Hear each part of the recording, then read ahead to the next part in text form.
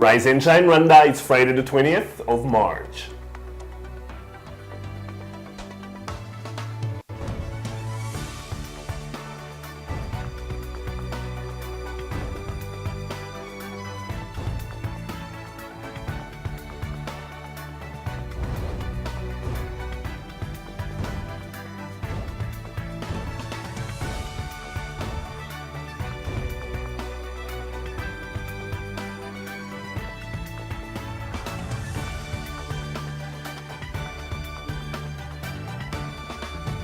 Coming up on today's weekly review show.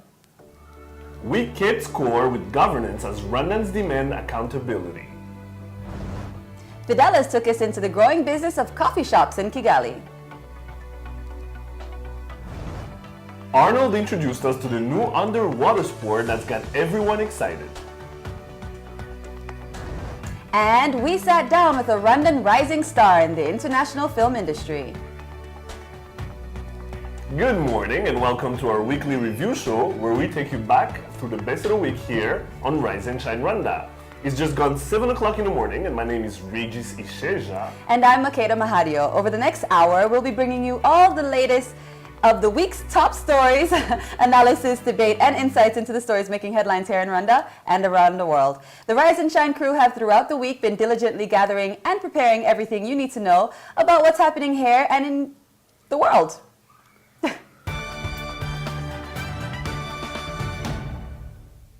Well, it's been a busy week for us here at the Rise and Shine headquarters. One of the most interesting stories that we reported on this week was the governance scorecard. Right on the heels of the National Leadership Retreat, accountability in governance is more than ever a priority. The Rwanda Governance Board recently held the third edition of the governance scorecard and called on the government to improve governance across the number of sectors, including the economy, policy making, service delivery, and accountability. Let's take a look back at Monday's report. The scorecard shows that 3 of the 8 indicators were above 75%. Those indicators include political rights and civil liberties, quality of service delivery, economic and corporate governance in different sectors, and governance guided by the rule of law. The top indicator is the one on safety and security with an average score of 91%, and the least performer is the one on service delivery with 72%. Ugasanga igipimo kirekire 90%, byajya mu gipolisi bikaba nabyo 90%, byajya mu nzego tuvugiye nk'inkiko ugasanga biraje gikubise muri 65% bifite icyo bivuze. Ibyo tukabwira izo nzego tutari ko abanyarwanda baravuga ko ikizere babafitiye muko mukora bigomba kunoga, hari ibintu biba bitanoze. Tukabasaba ko babicengeramo bakabisesengura bakabibona tuzabikorana n'ibyo twavugaga tuti inzego zagaragaye ko zifite intege nke zose muri rusange twazihaye ibyo twise imyanzuro ngiro kandi tukaniyemeza ko tuzazisanga tukazegera tugakorana kugira ngo ahantu harimo intege nke hashobore gukosorwa hakore neza. The scorecard also highlighted the sub-indicators on the rise, like access to justice, access to public information, and performance of the judiciary, among others. They looked at the area of the private sector, economic governance, and issues related to economic growth. And I was happy yesterday to host a group of investors brought from the UK by the Eastern Africa Association, attended as well by the Minister of Finance and by the Minister of Economy and Trade. And you can see there's clear interest in foreign investors to come to Rwanda. So this is an obvious area to improve, to tighten up issues related to the performance of the economy. Panelists and participants both agreed on Rwanda's great potential in economic growth and also investments. Much has been done, but this is an area vital for the economic strength of the nation. And if the target of middle income status is to be reached by 2020, then these are important areas to work on. More efforts are obviously needed in improving service delivery. Regis Isheja, Rise and Shine Rwanda. And joining us in studio is Professor Anastase Shaka, CEO of the Rwanda Governance Board. Good morning, Professor. Good morning, sir. All right, so this is happening basically two weeks after the National Leadership Retreat, and you will think it's a coincidence here because this happens annually, but so does the scoreboard. And what's What's special about the scoreboard this year than, you know, the earlier years? Thank you very much. The Rwanda Governance Scorecard that we published last Friday is a third edition of the scorecard. What's special in this scorecard is that, one, we have had improvement across sectors, especially the sector of rule of law. Justice and rule of law have known an impressive improvement compared to previous editions. Second, we have had security and safety confirming themselves as the best performing ever sectors, because they have been the top sectors, topping others or leading other sectors in all the three editions with over 90% of score. But the other note that we can get is that, yes, indeed, while we have those two sectors emerging successfully, we have other sectors where more improvement is needed. Those sectors are mainly service delivery. We have economic and corporate governance, where we are talking about infrastructures for development, but also we have issues of accountability that still remain as critical aspects where Rwanda as a whole needs to focus our attention. Now, when you go deep into the scorecard report and try to understand the numbers, one thing that jumps at you is how the army and the police are doing really good compared to everybody else. Why is that? That everybody can see, whether you go to qualitative data that are used to measure security globally, whether you go to people, because security is a public good. So if it is a public good, then citizens are consumers. So they are the one assessing and evaluating their country is safe, and if they are safe, if they are personally are safe, if their security, their property are safe. So across the board, from the north to west to south to east, right. You see the people of Rwanda have a huge public confidence when it comes to their army and their police. Now, we cannot say the same about the judiciary. We were talking off camera earlier, you and I, and we were talking about how the judicial system has made leaps and bounds, but there's still a lot of things to take care of here. What are those? So we, first and foremost, really need to appreciate and congratulate actually the justice sector for the huge improvement in the last year, because they have known a growth of about over 80%. It's incredible. No other sector, since we have started measuring governance scorecard, has known such a significant change. Now, while they have improved in terms of access to justice, in terms of performance of the prosecutor, in terms of how the three arms of government are independent one to each other, we still see, again, public confidence in courts' decisions still lagging behind. Reasons might be many. One, we might talk about inefficiency in some courts, you might talk about issues of rampant corruption, you might talk about issues probably of insufficient in terms of capacity, but the reality is public confidence is still in the 60s, below 70%. For us, we consider that they have room for huge improvement. Now, service delivery remains the one with the most problem, the sector in which the government's gonna have to really look and see where are the real problems. Because when you look at it during the 60s, the judiciary system is in the 60s too, but the police and the army are in the 90s. Why is I still have a hard time grasping what's happening. So basically, we will look at service delivery in a much more broader perspective. We don't consider service delivery only in the perspective of customer care. We look at service delivery in the perspective of how the government is providing services and goods to the people. If you take, for instance, agriculture, service delivery, we are looking at if people who have now entered the one crop intensification, for instance, if people need fertilizers and selected seeds, are they getting them? So, and they are the one to assess. If they are not getting them, we consider that our service delivery, that means our efficiency as a government and our effectiveness, the way we serve the people, we are not sufficiently strong.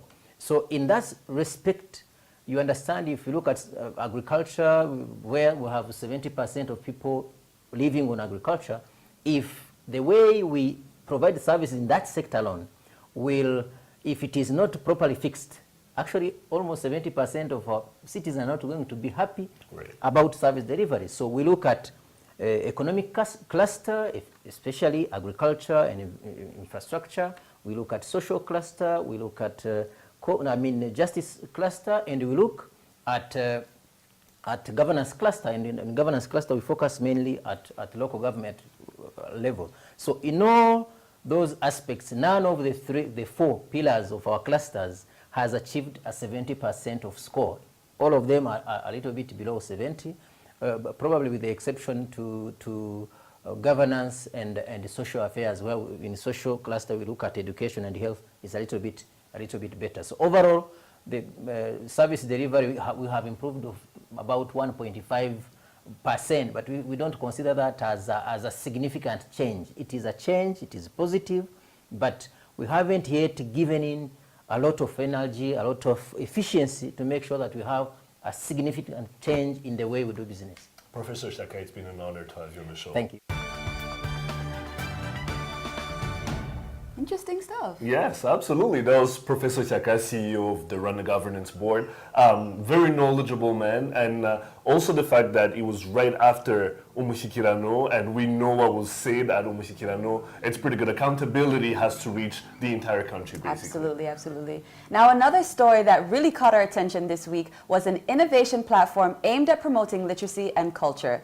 We can all agree that the country is moving full steam ahead towards the government's Vision 2020 goals, one of the chief among them becoming a knowledge-based economy. With that and the heavy focus on homegrown solutions in mind, an exciting new brainchild was born. From the minds behind the design firm Village Group, together with the government of Rwanda, comes a platform promising to contribute to the achievement of all of the above. Take a look at the soon-to-come Innovation Village. Located on the scenic rooftop of the Kigali Public Library will lie a brand new establishment that will be launched to promote Rwandan culture and literacy. Village Group, it's a design practice that focuses on creating spaces, services, brands that really focus on culture and storytelling. And innovation is a really large component of what we do. So it just made sense to sort of branch out and create this innovation hub because it's one of our values and something we really believe in. The Innovation Village, in partnership with the government of Rwanda, plans to bring together key members of the education and creative art sectors, providing them with the space and tools to connect, create, and grow. So we've identified a few communities. They are our storytellers, educators, and innovators. Our storytellers is basically anyone who's in the business of creating, so be it a blogger, a painter, a musician, and our educators is anyone that uses informal and formal methods to educate, so that can be a teacher or a trainer. And our innovators are our entrepreneurs or our business developers, also existing members or existing marketing and advertising groups. We designed a range of platforms and workshops that connect communities with information and learning tools for inspiration and innovation. So far, this concept sounds very impressive, but what do they really hope to achieve? So we believe that when information is made accessible to different communities, it expands the way people think. So in line with the government's vision of creating a knowledge-based economy, we really wanted to create a space where we could generate content as well as make that content accessible to different groups of people. So it's really about sharing information and generating content. The space will house a media lab, a kids zone, shared office space, and a cafe, all designed with bright colors and multifunctional surroundings, highly conducive to the creative process. They also have plans to host a range of special events to cater to their purpose. I'm really looking forward to sort of seeing different people collaborate, different minds come together, as well as the events, because it's going to be a really fun and playful space, and we want people to really just be comfortable and be themselves and, you know, showcase what they have and just really collaborate and share and exchange stories and have fun. One thing I find really cool is we're in the process of construction and it's actually coming together. It's looking so much better than we even had imagined, or for me personally, and And to think that we started only a few weeks ago and it will be ready by the 25th of March is mind-blowing. So that's one thing that's really cool. Well, with a promising vision like that, this is definitely a platform to watch. Makeda Mahadio, Rise and Shine Rwanda. And joining us in studio is Oriane Ruzibiza, Cultural Director at Innovation Village. Good morning, Oriane. Good morning. Welcome to the show. Right. So the first thing I want to know, I almost want to be part of the team. Yes. It's that much fun. It feels like that much fun. It feels like it's very youth oriented. Now, is there a limit there, or anyone can be part of it? Anyone can be part of it. There's not a limit to any kind of age group, but well, I guess the reason why it's a young team is because I think our director was looking for people who kind of understood the vision that he had. Dynamic. Yes, dynamic and fresh. That's the right way to put it.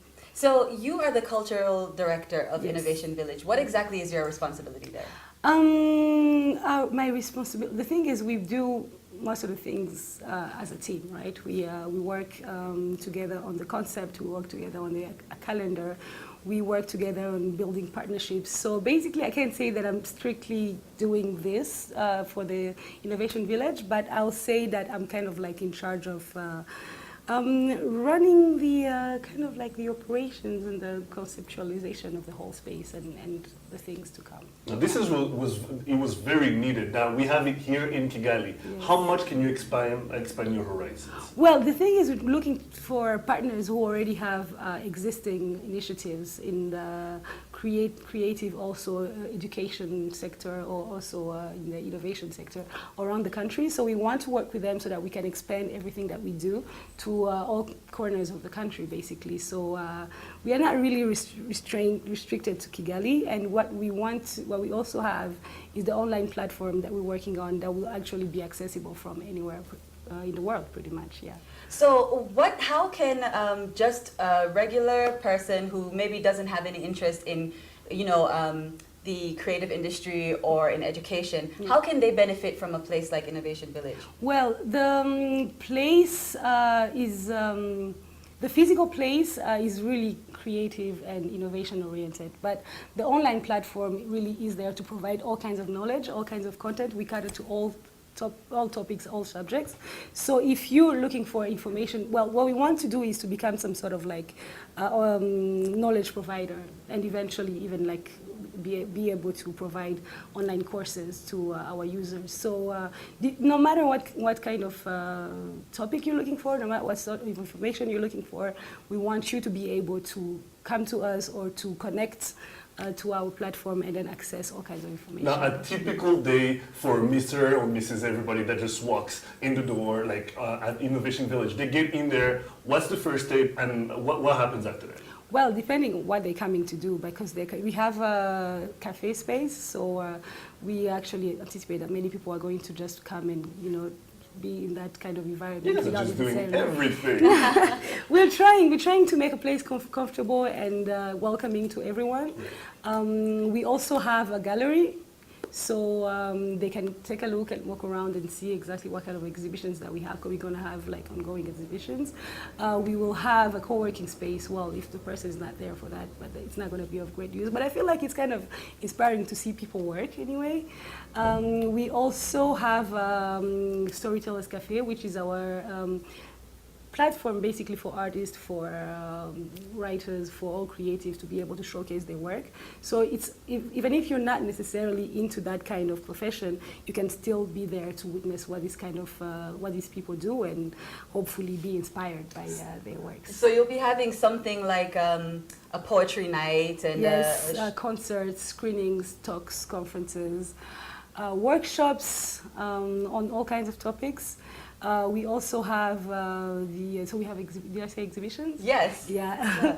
So we also have the Innovation Academy, which is some sort of, it's a business school, as Samantha was saying in the feature video that you just showed. Yeah. So that will be for all kinds of like entrepreneurs really who are looking to get a more design thinking kind of mindset to their business, or also are trying to bring some sort of innovation component or actually just trying to find a way to think differently about their business and kind of be a problem solver instead of just, copying the next business next Now, door. to the people out there, social media is what's in right now. Yeah. How do people get a hold of you guys on there? Oh, so we're on Twitter, we are on Facebook, we are on Instagram. Innovation Village. Innovation Village. For Twitter, we are Innoville. And Innovation Village for Facebook as well. And Instagram is innovation _ village. You guys are too cool, man. And We're you're trying. launching on the 25th of March. Well, we're going to be opening at the end of this month. It's going to be the cafe space and the co-working space, but we are planning on developing the other platforms, like the physical platforms, the Storytellers Cafe, in May. And we also have a blog, to support that, to be able to kind of like bring that the content to the people who are not able to attend, and then eventually, be able to cover all kinds of creative things that are happening in this country and the Seems region. like it's going to be That's so a career. ambitious. That's something I would have loved to do. You can come, you can join us. It's We're looking for unbelievable. people like you. Thank For you. movers and shakers. I'm Yeah. telling you, this is fun. You get to do all the fun things. It's Well, not you fair. know how I do. You know how I do. Thank you so Thank you much, again. Oriane. Is there any last things that you wanted to say? Well, I really hope that everybody goes online and checks out our website, innovationvillage.co, and that you will be joining us when you're open. And you're coming back after the 25th, after you guys launch, right? No, I think you guys should come to us so we can show you the all right. space, right? Okay. Yes, Well, we can looking show you. forward to Invitation everything. accepted. Looking Thank you. forward so to much. what. I love that idea, and I got so many good comments and great feedback about that story. Doesn't it make you feel like it's one of the lanes you could have, embraced early sure. on? Like it sounds really cool, hip. And then the offices too, they look really nice. Yeah, that's the offices for Village Group. The Innovation Village space isn't finished yet, but it's getting there, man. It's supposed to look really, really cool. So looking forward to Right. that. You're Absolutely. watching the special review edition of Rise and Shine Rwanda. Stay with us. We'll be right back.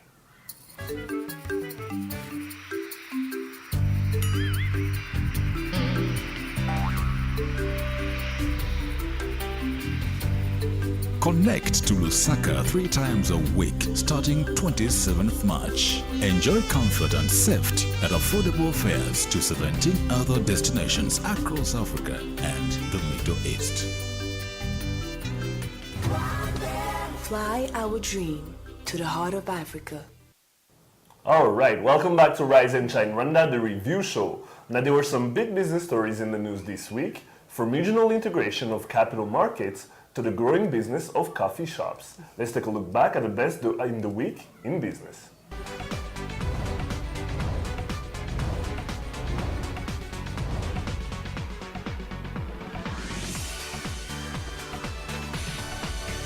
Rwanda is known to have good coffee growing conditions like high altitude, volcanic soil, and plenty of sun, which helps farmers to grow some of the best coffee in the world. With the availability of this resource, are the Rwandan people exploiting the coffee we have to its full potential? Earlier this week, Fidelis went to find out how the coffee shops are using this resource to bring in the big money for themselves. Take a look. Just last year, Rwanda hosted the third Cup of Excellence competition, where over 28 best local coffee growing farmers were awarded for growing the best coffee in the region. Despite this, however, the number of locals who actually consume this product is still generally low. This coffee shop in particular has taken it upon themselves to change this situation. We brew coffee fresh Rwandan. We try to convince them through offering, and even. But the good thing of coffee then, if you buy or if you try it once, you need to do it the second time. So it's a lot of means and strategies we've been trying to use so that they. But then in concerning about what we said about people coming to Atari so much, and we've been seeing a lot of influx of people entering and going out. I think it's a variety of products, should I say. The best quality of coffee, the quality of bread, service. Yeah, I think it's that. From low coffee prices to tasty treats to go with the coffee, all these tricks for most businesses only last 2 to 6 months before service delivery is poor and customers start complaining and venturing to other new restaurants for better services. But what is the cause for this trend? Most of them, they just, I can say, copy and paste, but they don't have the concept behind what they're doing. And they just leave the business to just for the staff, and they don't follow up what the staff are doing. With campaigns like the Nayombi campaign that are ongoing to promote better customer care in various sectors of the economy, it always comes down to the business owners themselves to ensure that their businesses are following the customer care regulations. And for Robert, leading by example has been his trick to success. From my perception, I've been in the service industry for almost 8 years. I've been trained, and I came to know that service is through passion. And if you're passionate about what you're doing, you need to deliver it. Then how do I manipulate my people, my workers, to do the same as I do? Through teaching every day, through participating with them every day and every single minute. As more coffee shops continue to open in Rwanda, we are surely set for a yummy future up ahead. Karangwa Fidelis, Rise and Shine Rwanda. And joining us in studio is Kawandana Robert from Tali Coffee Shop. Welcome, Kawandana, to the show. Thank you. Good to be here. So you guys have a bakery and coffee shop as well, but how successful would you say your coffee shop has been, since not too many Rwandan people actually consume coffee or drink coffee in Rwanda? Well, thank you. Well, Tali has not been there for a long time, but we've been there like for almost 1 year. It started as a bakery, like 80% a bakery cafe, but then the increment of putting much more efforts in selling coffee, it came like in 5 months ago. But then it shows positive increment, like on daily basis, you know, as I can say. So when I was there, when I was visiting, I saw there's a big number of people who come there, and I was actually surprised because they were actually there for coffee and the bread and everything that comes along with it. But which kind of farmers do you work with? Do you have a particular corporation that you work with that you buy this coffee from, or do you just generally buy your coffee from the market like any other coffee shops in general? Yeah, we've been trying to. Well, by the first month, we didn't try to go and source the coffee from the ground. We started by trying to see which way it can be easy for us to start. You know, as if you start the business, it's not that way that you go straight away to the target, you know, or whatever. But then, after like 2 months or 3 months, we went to the farmers down to, as you're heading to Musanze, the area is called I'm not getting it very well, but no, not Gatsiwa. As you're heading to Musanze, after you cross to Nyirangarama, there are small farmers like cooperative in the mountains there. They have nice coffees. It has been like the third in the Cup of Excellences all over the years, the past 5 years. So we're trying to make a good connection and a good cooperative with them, and so that they'll be supplying us each and every season, like from March to June. Those are the seasons they normally serve in the country.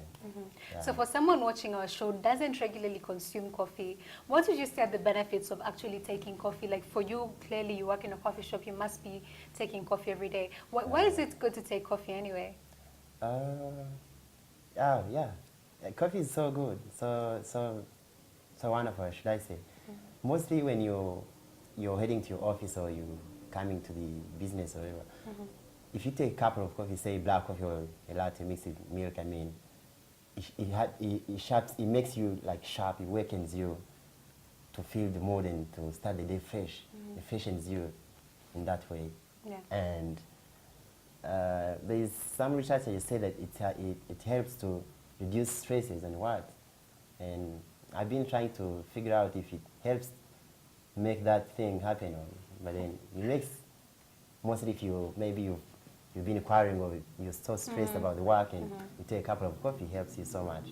So in this business, obviously we see coffee shops opening every day. What has the competition been like, and what are you doing differently? Because as much as there are many coffee shops that are opening, there are also many that are failing and closing every day. So what is the competition like, and what are you guys determined to do differently to make sure that you maintain the customers that you have? Because at the end of the day, it is a business, and you know, we have people who come into Rwanda every day, and they come to have that taste of coffee, that cup of coffee, and they should come to your business and experience this to the maximum and appreciate it. So what are you doing in your business differently to make sure that every customer that you have has a great experience with their cup of coffee? All right, thank you. You've talked something like I've been experiencing over the last 6 years. My experience in coffee started in 2008. There was only one coffee shop in Rwanda. It was at UTC, as Bourbon. After 2 years, there came in like 2 coffee shops. After like another more 2 years, I see 4 to 5 coffee shops around. There's growing competition. But then after those years, the first 2 ones that were in the market coming to compete Bourbon, they had closed. Yes. And if you came to, there is one CEO I was talking to. He's a business dealer, exports coffee all over the world. You know. He asked me, "How are you doing? Are you making some business? Are you still making some business?" I told him, "But we're facing some competition." Like, which competition is that one? And I said, "There's some 2 coffee shops coming up." And he told me, "No, don't worry, those are not competitors." I asked him, "Are you sure? Are these not competitors?" Yeah, they're not into business. They don't know what is coffee industry. Yeah. So basically, to be in the business of coffee, you have to understand what business, did he want to first mean? of all. He meant like it's something you need to be there while like you will know what you're going to do, and it takes time to get the profits of it, to maximize So you have to the profits understand and the keep market clients. first. You have to understand the market. You have to understand the business that goes with coffee in that way. So why do the people fail? They fail because I think they don't make researches before about coffee if they want to make business in coffee too. That's all I can say. But there are many reasons. factors and reasons. Yeah. Well, thank you, Robert, very much for your time. We appreciate you coming here, and we wish you the very best in your business. Thank you very much. It was a pleasure to be here. Yeah. Craving some more coffee now. Interesting, especially now, you know, this early, I want my dose. Definitely. You're watching Rise and Shine's weekly review show. Let's take a look back at the week that was in sports with Arnold Quizera.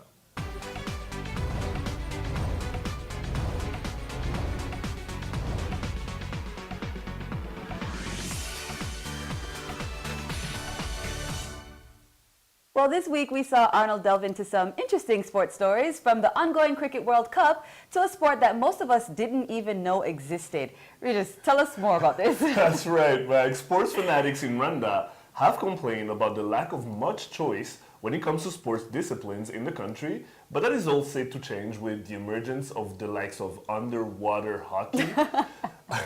Arnold recently caught up with a group of young and unique Rwandans keen on this rather odd sport, and, you know, take a look.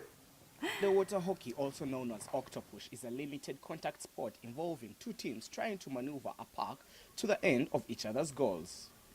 With hardly any field hockey in Rwanda, the thought of underwater hockey would seem rather too ambitious, but never rule out anything in the land of 1,000 hills.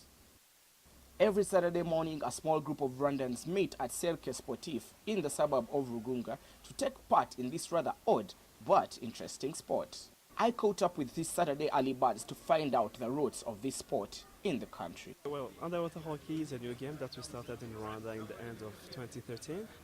It was brought in by a friend of mine who was from the US, and we were friends, and he told me about it. I got interested in the game, and we said, oh, why not in Rwanda? That's why the game started in Rwanda. Normally, underwater hacking ni umukino dukinira munsi y'amazi. Tuba dufite ball na black stick, ishobora kuba umweru cyangwa umukara bitewe n'amakipe abiri. Imwe igafata umweru, indi umukara, tugakinira hasi y'amazi. It's a new sport in Rwanda. I've been interested in it, but I just feel like I can do it. To many of the current players, underwater hockey is just not any other sport, but more of what they would call a fun, healthy sport. ikintu mbona cya mbere cy'inyungu cya mbere ni siporo gifite ikimfasha ku mubiri w'umuntu kumera neza kandi ni umukino utuma umererwa neza mu bitekerezo kugira ngo utekereze ko ukinisha imbaraga usibye n'imbaraga. And just like many of the other sports and games in the country, the sport of underwater hockey faces its own challenges. Yeah, the first challenge we've been facing here in Rwanda is to get the gears to play with. It is not easy to get them from here. We try to go to different sports stores, and the stuff we could get from those shops were not good at all. And most of the gears we've been using so far, we got them as a donation from different underwater hockey clubs in the US. Kuko ni mushyashya cyane rero ikindi nuko ikibuga wenda tuvuge ntabwo biboneka ahantu hose kugira ngo ubone aho ukinira ni ngombwa kujya ahantu hari pisine kugira ngo ubashe gukina ntabwo rero mwabona ahantu mukinira hose abakinnyi amasaha yo gukina ni amasaha atugora cyane tugomba kuza mu gitondo kugira ngo dukine kuko kenshi usanga abantu bari kogamo mu mazi ntabwo barawumenya neza kugira ngo wenda bavuga ati baduhe umwanya wo gukina. From archery to fencing and now underwater hockey, there are no more excuses for lack of sports choices in Rwanda. Arnold Kwizera, Rise and Shine, Rwanda. Joining us in studio is one of those players you've seen taking part in underwater hockey, Nicholas Omuhizi. Welcome to the show, Nicholas. Thank you for inviting us. So, Nicholas, let's go back, from the beginning of underwater hockey in the country. How old has underwater hockey been taking place in Rwanda? Yeah, underwater hockey is all of 1 year and approximately 6 months because it started in October 2013. And as I previously told you, the game was introduced by a friend of mine who told me about the game, and I got interested in it, and once I tried it, I fell in love with the game, and that's how Underwater Hockey Club started. About you talked earlier about how you people are trying to spread out the game in the country. What are your target audiences for this sport, and which type of people can take up underwater hockey? First of all, we are targeting swimmers because the game is played in pools. So first of all, you need to know how to swim. Well, we're trying to move from one pool to another pool. So far, we've practiced in 4 pools. We started at La Palisse, we moved to Méridien, and then we moved later to Sanitas, and now we are at Cercle Sportif. All those things we did, we made them just to interest people, swimmers for all those different pools to see if they can start their own clubs. So how many clubs in general do we have of underwater hockey in Rwanda? So far, we only have 1 club, and one of the challenges that are preventing us from spreading the game to different pools is it's not easy at all to get gears from the stores here in the country. So on that part of not getting gears, which you told us earlier in the video we've been watching, are there any new plans of soliciting for this equipment from somewhere else? Because you told me that it's only played in 2 countries in Africa. So which other competitions are you planning to take to go for as the underwater hockey team? That's really a big challenge for us, and I can't say we have plans to know where we're going to get those gears in the region because nowhere we can find them. But now we've been trying to stay in touch with the friend of mine with whom we introduced together the game here in Rwanda.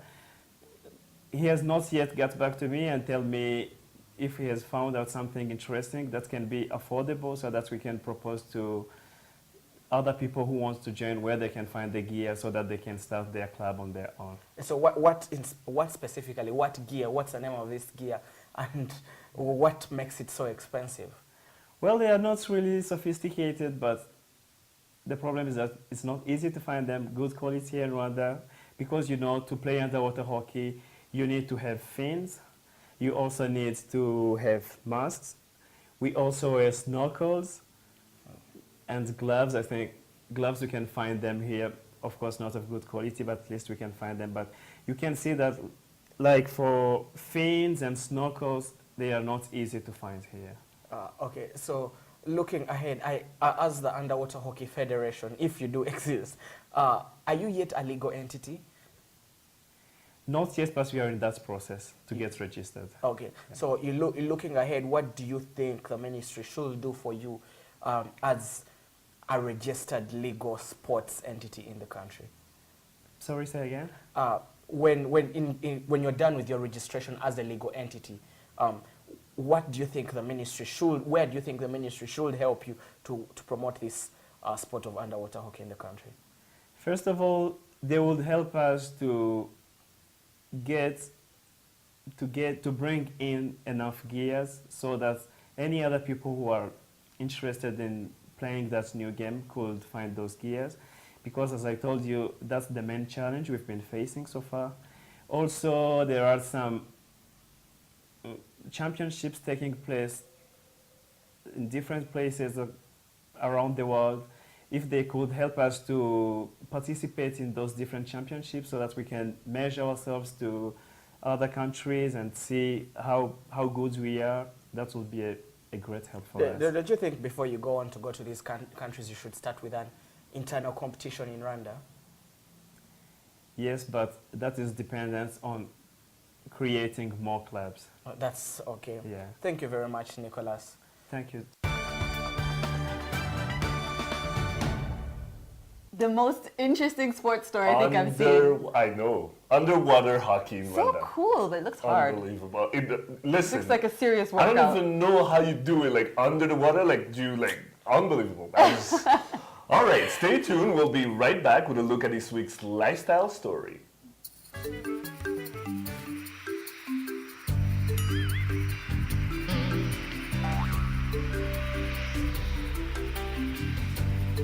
Connect to Lusaka 3 times a week starting 27th March. Enjoy comfort and safety at affordable fares to 17 other destinations across Africa and the Middle East. Fly our dream to the heart of Africa.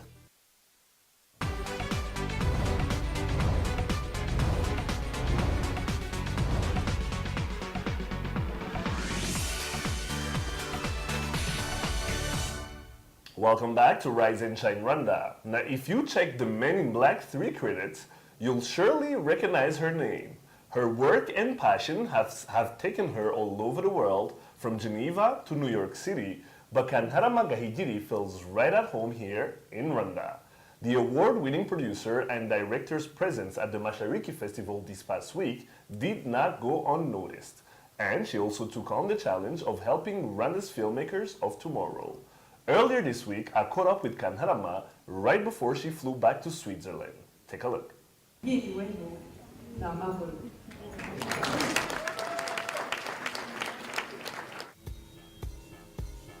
Kantarama Gahigiri is a Swiss and Rwandan award-winning filmmaker. She writes, directs, and produces films and content for television. I was studying, international relationships, did a master's in that, and wasn't satisfied. I really enjoyed the studies. I thought I was learning a lot about the world, but it wasn't really what I wanted to do. And since my childhood, I always loved telling stories, and I was always interested in the arts. And I thought, this is now. You have to take the chance now because you're still young. If you wait and start working in something you're not really passionate about, it's going to be too late. One day you're going to wake up and be like, wow, what did I do with my life? She studied music and theater in Geneva and then started working in theater and producing and directing short-form content. It was not long before she felt she had to move to the city that never sleeps, a way to get more adventurous and get inspired by the Big Apple's rich and mixed culture.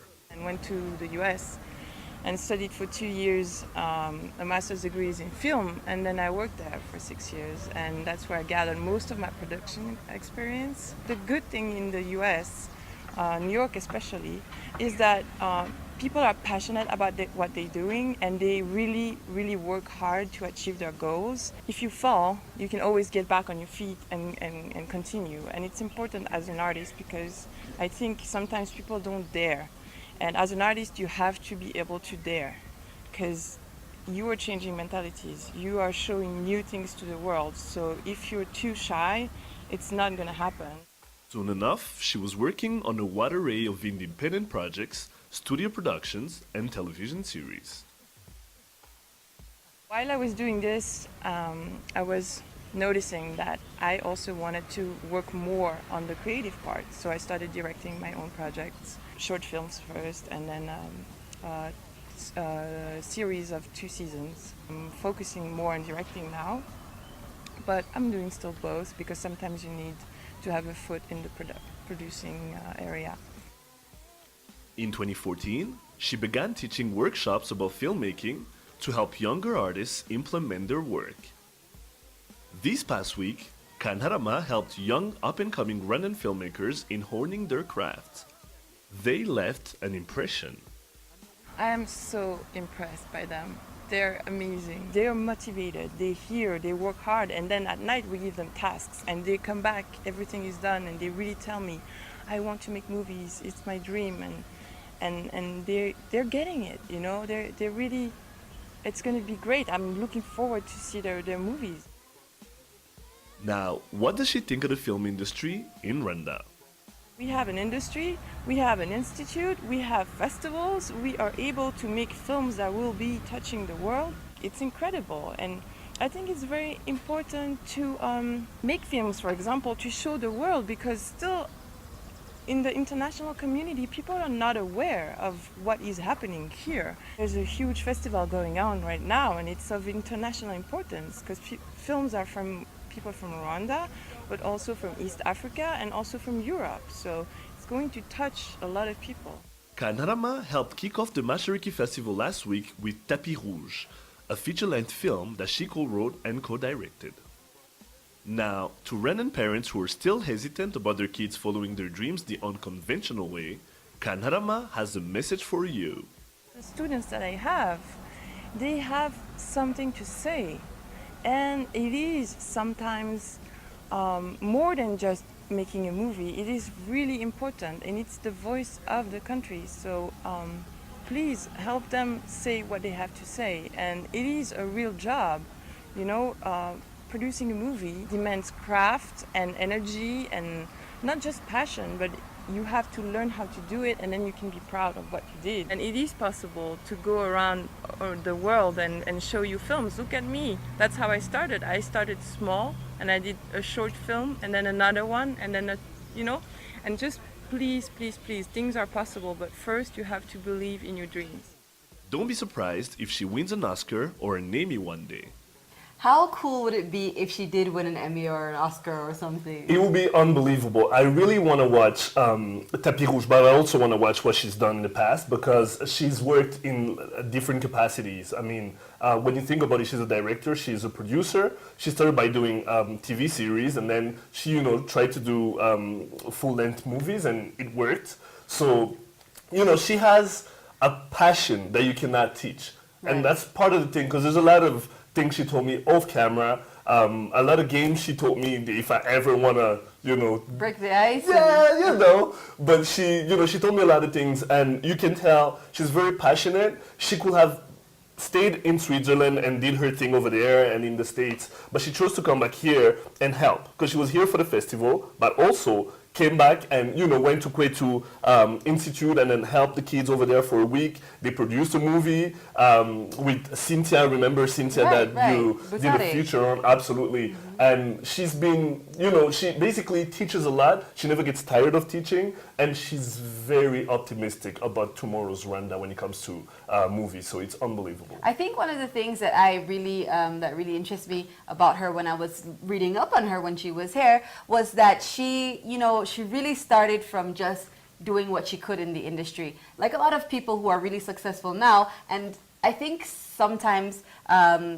there are people who want to get into an industry, but they don't want to start from the bottom. They kind of just want to, for instance, there are some young people now who are saying, I just want to make a movie. But if you look at her resume, she was assistant on a lot of sets, you know, she would just do like production assistant and different things like that, which is just getting going and getting things, you know. So that's one of the things that really inspired me about her story. What's one of the things that really inspired you? It's unbelievable. When she told me, number one, when she moved to New York, because remember, she left Switzerland after doing her master's in international relations. Then she went to New York, got a scholarship, went back and did masters in film. So she has 2 masters, which after doing her first one, she realized maybe this is not what I want to do as a career. While in New York, she told twice, and then we were talking before filming, and she told me, if this is the city that gave us Woody Allen, and he started as an intern, gave us Spike Lee, and he started as an intern. Right. Who very, am very I? big American Exactly, but filmmakers. she's very passionate about what she does, but she's also like a sponge. She went to New York and realized that everybody there was there to actually become great. And hopefully the young filmmakers here are going to be like a sponge getting things from her, right? That's what she said. The only tweaks and, editing she had to do didn't take her much time because they got it when she taught them what to do. And then she would give them like assignments, like she said in the report, like late at night, and then the next morning everything will be done. She was amazed. She was very impressed. And mind you, she used to live in Rwanda, and she used to come back on holidays and all that. And then at some point, she realized that, you know what, I'll just go and see what has happened. So she came back in '98, didn't really like the state of the country. Then she started coming back every 3 years and was impressed each and every single time. How can we see Tapis Rouge if we want to see it? What she has a website, which we should be able to communicate a bit later. But on top of that, she has done so much that when you just follow her on Twitter and follow her, which I'll be able to tweet via our Rise and Shine RW handle, so you'll be able to follow her and know what's coming up, because Tapis Rouge is what's hot right now. She's done other things in the past, and she's worked on Men in Black as a makeup artist, and she was helping do stunts. It's unbelievable. Wow, I mean, honestly, I love this story. I'm impressed. You go, boy. It was a good one. She's good. All right, looking forward to seeing more from her, and looking forward to seeing Tapis Rouge. Right. Love her. I love that story. She's great. She's back in Switzerland now, and she told me whenever she's back in Rwanda, she'll be on the couch. She'll come here. Awesome. Looking forward to She'll it. visit the studios. Don't forget, we love to hear your thoughts, comments, and feedback on what we're talking about here on Rise and Shine Rwanda. Tweet us at Rise and Shine RW. Like us on Facebook and send us your ideas for programs. Check out our Rise and Shine Rwanda YouTube page where you can catch the shows and everything we do. Find us on Instagram, Rise and Shine RW. Follow us, we'll follow you back. Or check out our Rise and Shine Rwanda website. Well, that's all the time we have for today, but we love to hear your feedback, so do let us know if you have any ideas for the program. You've been watching Rise and Shine Rwanda, the weekly review edition, and it's me, Makeda Bahario. And me, Regis Isheja, will be here same time, same place tomorrow. Actually, on Monday, it's Friday. Happy Friday! Yes, so do join us then. But for now, from the both of us and everybody else you don't see here, have a very good day and an even better weekend. Bye. Bye-bye.